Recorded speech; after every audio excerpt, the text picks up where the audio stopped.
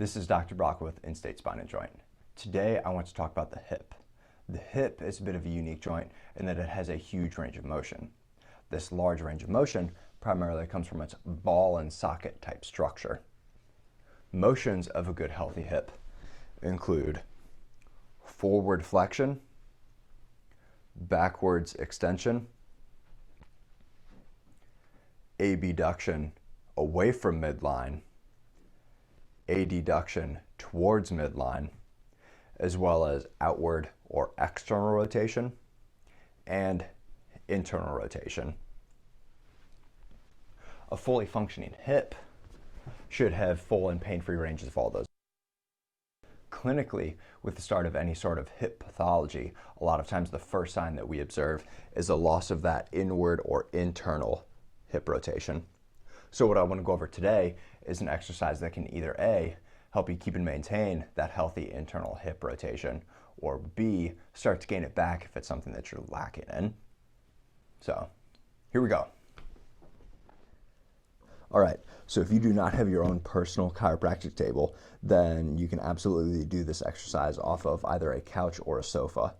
Just when setting yourself up for the exercise, obviously laying on your side, but you want your hips to be stacked or perpendicular to whatever surface you're on top of. I find it very helpful to have a foam roller or some other something underneath this top leg. That way I'm much less likely to rotate back and forth while performing the movement, because we want all the movement to be exclusively that rotation coming from the hip. To set this bottom leg up, which is the one that you're working on, you want the hip at or just above 90 degrees, and then the knee will be at 90 degrees while you're performing the movement. If your goal here is to maintain a good, healthy internal hip rotation that you already have, then you can definitely add some additional resistance by putting on ankle weight. Here I have just a 5-pound ankle weight, and that is a good amount of resistance. You don't need anything excessive for this. Whereas if your goal is to start to increase that internal hip rotation that you're lacking in a little bit, then gravity might be more than enough resistance for what you need to accomplish your goal. So here, I like to a lot of times take this this hand here and stabilize this bottom leg, so that way I'm not so inclined to bring it up or down during the movement. Once again, rotation is all we want here.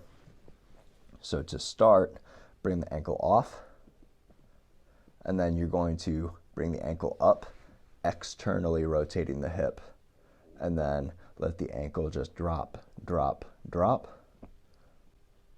And in doing so, you will put your hip into that internal rotation. So this is a nice and slow movement, nothing fast. When down at the bottom here, you want to see if you can let your muscles just relax all the way. And that way, the joint is really kind of getting to that end range, which is what you want.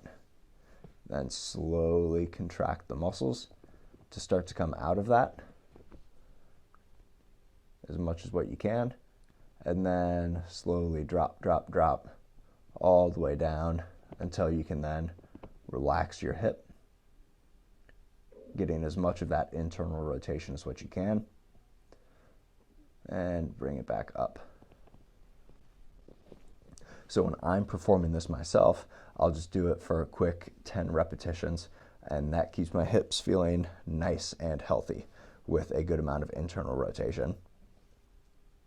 So that is my internal rotation exercise. Hopefully you enjoyed. Thanks.